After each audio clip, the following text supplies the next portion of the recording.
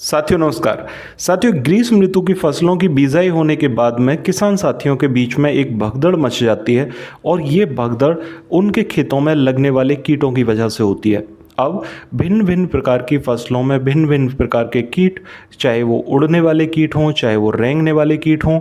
अब रेंगने वाले कीटों ने इतना ज़्यादा अपनी फसल को प्रभावित करना शुरू कर दिया है कि उससे हमारी फसलें, उत्पादन तो कम होता ही होता है, साथ में लगभग 50% तक ख़त्म हो जाती हैं।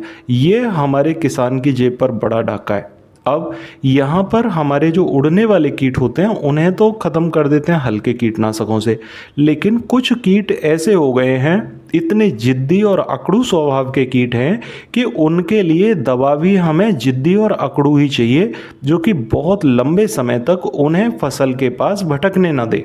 ठीक है, अब हम बहुत प्रकार के कीटनाशक लगा चुके होते हैं, लेकिन हल्के कीटनाशकों से इन कीटों पर कोई ज़्यादा प्रभाव नहीं पड़ता, इसीलिए हमें बड़े कीटनाशकों की आवश्यकता पड़ती है।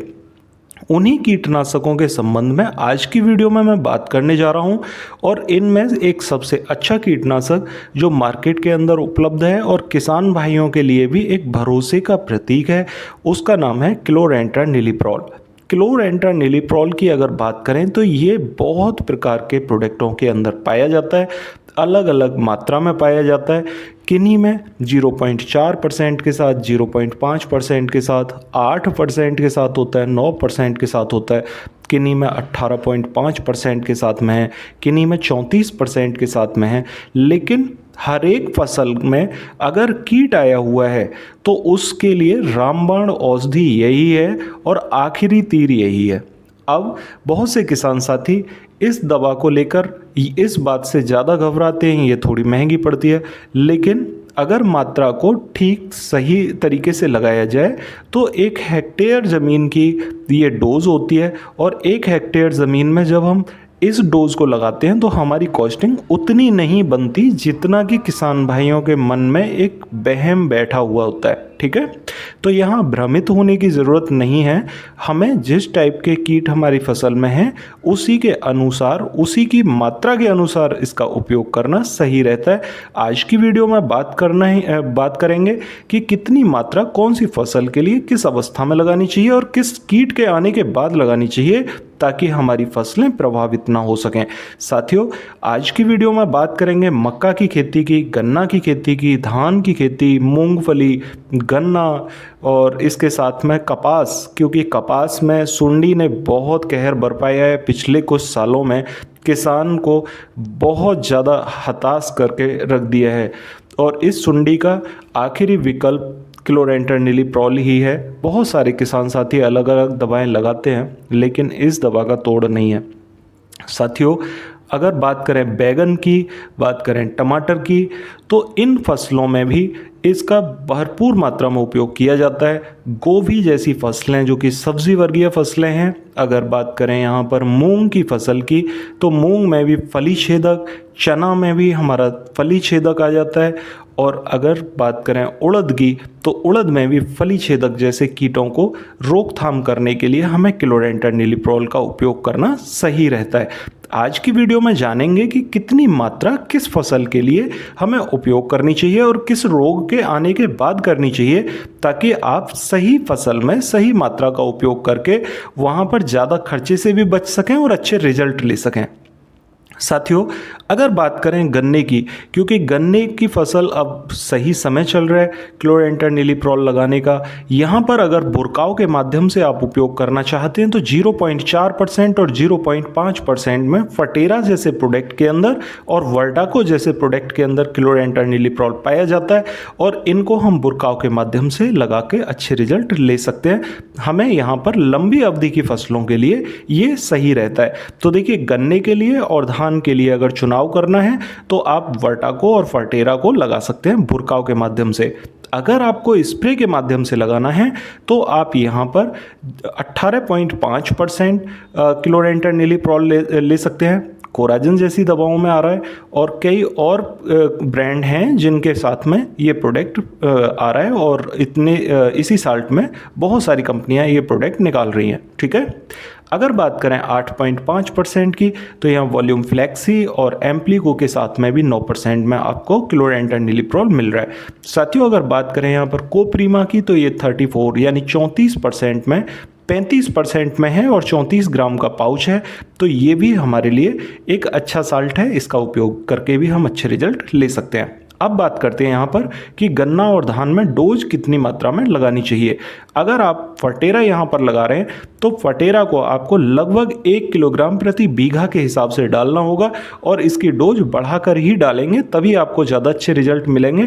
कम रिजल्ट आपको मिलेंगे अगर आपने इसकी मात्रा को कम लगाया है। ठीक है, वर्टाको का अगर उपयोग कर रहे हैं तो वर्टाको को लगभग 5 किलोग्राम को आप 1 एकड़ ज़मीन में डाल सकते हैं अच्छे रिजल्ट लेने के लिए। इसकी समय अवधि भी काफ़ी अच्छी रहती है। अब बात करते हैं यहाँ पर एम्प्लीगो और यहाँ पर वॉल्यूम फ्लैक्सी की।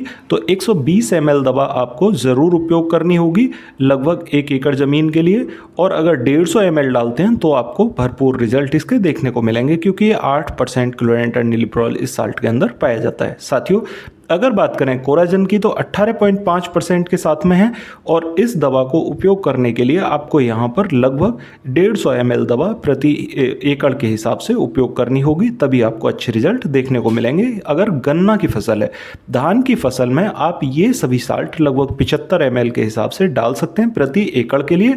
जहाँ तक कोराजन का सवाल है 75 ml लगा सकते हैं, और जहाँ तक एम्प्लीगो और वॉल्यूम फ्लैक्सी का सवाल है, ये भी आप 100 ml दवा 1 एकड़ ज़मीन में उपयोग कर सकते हैं। वर्टाको और फटेरा की जहाँ तक बात करें तो फटेरा आप 4 किलोग्राम प्रति एकड़ लगा दें और वर्टाको आप 2.5 से 3 किलोग्राम प्रति एकड़ के हिसाब से बुरकाव करके अच्छे रिजल्ट ले सकते हैं। साथियों अब बात कर लेते हैं अगली फसलों की, जिसमें कि मक्का बहुत फेमस फसल है, क्योंकि मक्का में बहुत बड़े स्केल पर रोग आते हैं। तो साथियों मक्का में 2-3 प्रकार की गिडार होती है। इसमें हरी गिडार होती है जो कि पत्तियों को खाती है। अब पत्तियों को खाने वाली जो गिडार है, उस गिडार को ख़त्म करने के लिए तो यहाँ पर हम इमीडा और लैम्डा का उपयोग कर सकते हैं। इमीडा लैम्डा के साथ में अगर बुरकाव के माध्यम से हम फटेरा 4 किलोग्राम से 5 किलोग्राम प्रति एकड़ के हिसाब से ज़मीन में बुरकाव कर देंगे तो उससे वो गिडार ख़त्म हो जाती है। दूसरा, अगर सुंडी गिडार है तो सुंडी गिडार को ख़त्म करने के लिए हमें यहाँ पर कोराजन का स्प्रे ही कारगर साबित होगा, और इसको हमें लगभग 75 ml प्रति एकड़ के हिसाब से स्प्रे करना ज़रूरी है। साथियों 75 ml अगर हम दवा प्रति एकड़ के हिसाब से स्प्रे कर रहे हैं तो 250 लीटर से 500 लीटर पानी भी हम ले सकते हैं। पानी बढ़ाने से इसकी दवा की क्वालिटी है उस पर कोई असर नहीं पड़ेगा। साथियों अगर बात करें यहाँ पर दूसरी फसलों की, तो हम यहाँ पर लेंगे मूंग उड़द की। साथियों लगभग हम यहाँ पर 75 ml दवा मूंग और उड़द में प्रति एकड़ के हिसाब से स्प्रे कर सकते हैं और इससे भी हमें अच्छे रिजल्ट देखने को मिलेंगे। यहाँ पर हमारे अगर फल छेदक सुंडी लगी हुई है, जैसा कि आप यहाँ इमेज में देख पा रहे हैं, तो उसे नियंत्रित करने के लिए आप लगभग 75 ml दवा का उपयोग करके अच्छे रिजल्ट ले पाओगे। उड़द प्लस मूंग प्लस चना, इन तीनों में इसका भरपूर रिजल्ट पाया जाता है। साथियों सोयाबीन की फसल की अगर मैं बात करूं तो सोयाबीन में अगर फल छेदक लगा हुआ है और या तना छेदक कीट लगा हुआ है और बीटल है, तो उसको भी नियंत्रित करने के लिए आप यहाँ पर लगभग 75 ml दवा का उपयोग कर सकते हैं। उससे भी आपको अच्छे रिजल्ट देखने को मिलेंगे। साथियों अगर बात करूँ यहाँ पर बैगन की फसल की, तो बैगन में और टमाटर में आपको मात्र 100 ml दवा प्रति एकड़ के हिसाब से लगानी होगी, उससे आपको अच्छे रिजल्ट मिलेंगे। अरहर की फसल में आपको 75 ml प्रति एकड़ दवा लगानी होगी। साथियों उससे आपको बढ़िया रिजल्ट देखने को मिलेंगे।